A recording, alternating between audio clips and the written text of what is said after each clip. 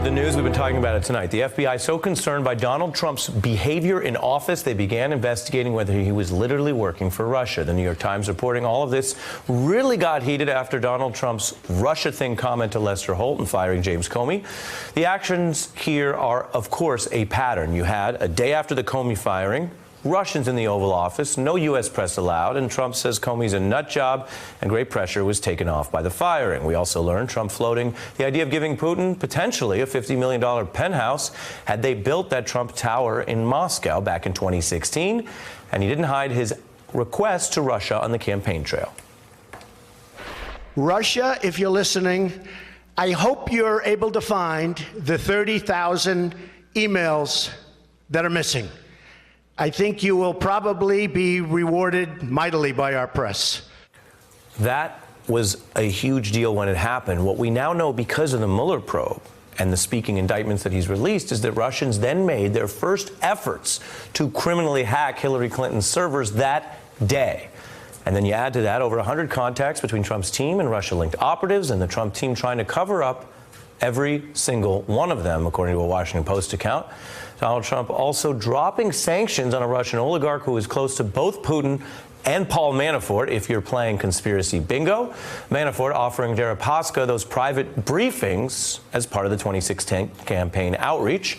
The sanctions that were lifted were explicitly imposed, and Trump defied his own U.S. military advisors in removing the U.S. troops from Syria, which of course also benefits Putin. And we also know that Russia interfered in the election and goes on to interfere in later midterm activity, but there has been very little action on that from Trump's administration.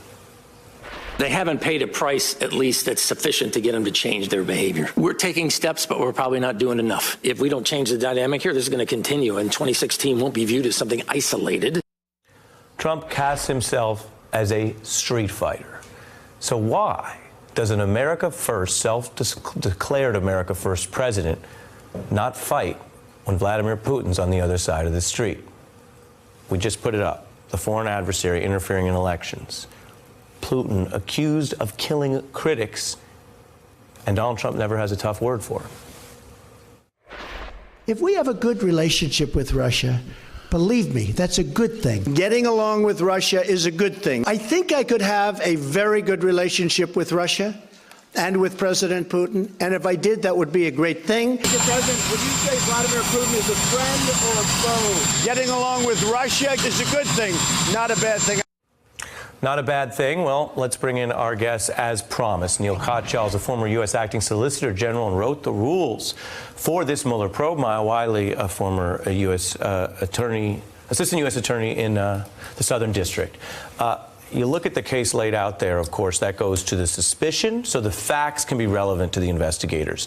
When you looked at these new reports, how do you think they relate to Mueller's charge and where we're headed? You know, they're really gravely concerning, and I do think that they're exactly the types of things that Mueller has been looking at for 2 years. I would add to what you're saying one other important thing, which is every time Russia comes up, there's a lie by Trump and the Trump campaign folks. I mean, it's almost like you do a Microsoft Word auto-replace and replace Russia with lie, and every single time. And most significantly, the Trump campaign was warned, and Trump himself was warned in August of 2016 by the FBI. The FBI went to them and said, look, we think the Russians are going to infiltrate your campaign.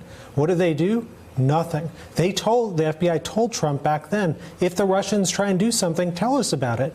Nothing. Zero. And then, when asked about it, the Trump campaign and the Trump folks lied about their contacts. And that's why you have indictment after indictment by Mueller. So, you know, you thank heavens for the Mueller probe, because without it, we wouldn't know all of this stuff. We wouldn't know that Manafort, the president's, campaign chairman, is, in cahoots with the Ukrainians and Russians. We wouldn't know that Michael Flynn is the president's national security advisor was in cahoots with Russia. So all this is really, really important.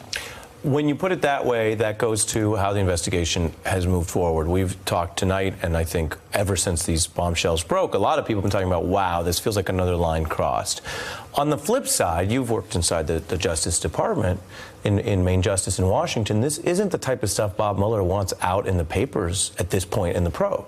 Oh, absolutely. But I do think it's not just a line has crossed. The line has been blown to smithereens. I mean, the President of the United States under active investigation by the FBI for being a Russian asset. I mean, this is, the stuff of fiction novels that, usually get rejected by publishers as being too unrealistic. And I think, as we look toward tomorrow and the Barr hearings in particular, we have a lot to worry about. I mean, Barr promised today, he said, I won't interfere with Mueller. Did he make that promise about the Southern District of New York investigation about Michael Cohen, when those prosecutors, for the first time in decades, have said a sitting president ordered the commission of crimes?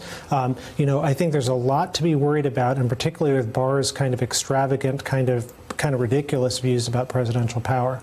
Well, that goes to also the timing. We are learning these things when tomorrow is, as Mr. Cottrell points out, ground zero for the actual under oath commitments that will form the baseline for the future of the Mueller probe.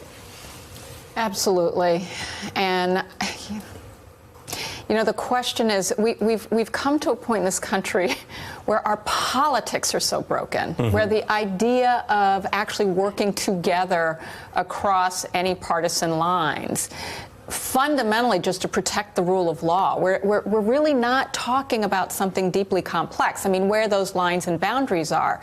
But it is critically important that we have an attorney general that recognizes his job is to the United States of America, not to a sitting president. Well, and you say that, and you both bring it up, and this goes to something we've been reporting on, and now that we have both of you here, since you wrote the rules, I'm curious what you think of the corollary to the Nixon case, which was, as we all know, at least as a lot of lawyers know, all about the Senate really taking a firm view of defending the independence there. I want to play for you some of what we saw there, which was that then a younger Robert Byrd saying they got the commitments they wanted, and contrast that to today, what Senator Durbin says we need to see tomorrow. Take a look.